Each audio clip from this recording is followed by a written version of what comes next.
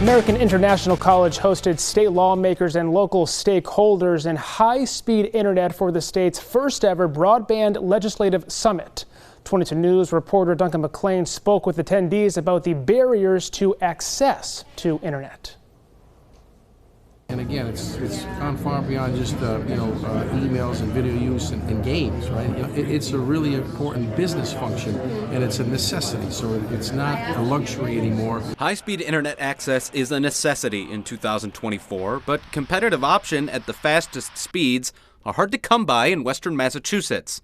Massachusetts as a whole boasts a 97% cable internet coverage through 3 providers like Xfinity or Spectrum, but just 54% coverage for fiber optic, which is 10 to 20 times faster. Internet providers and legislators in attendance at AIC on Monday told me that improving access and competition in the broadband internet space in Massachusetts really comes down to one key issue: the access to utility infrastructure and utility poles.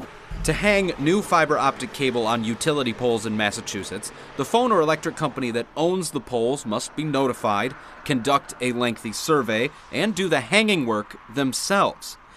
That process means it took the company GoNetspeed 3 years to install their now functioning fiber optic network in Ludlow.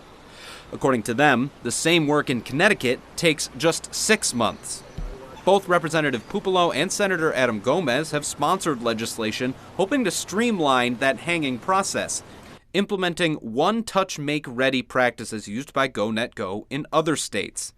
They discussed the merits of the process at Monday's summit with support from Senator Ed Markey.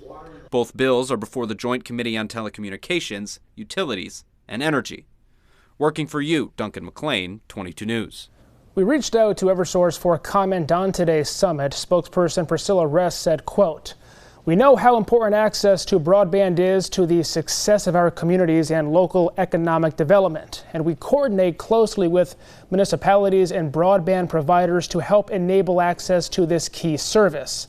On the utility pole, there are designated areas for communication attachments and a power space for electrical equipment, and wires at the top of the pole for which we are separately responsible.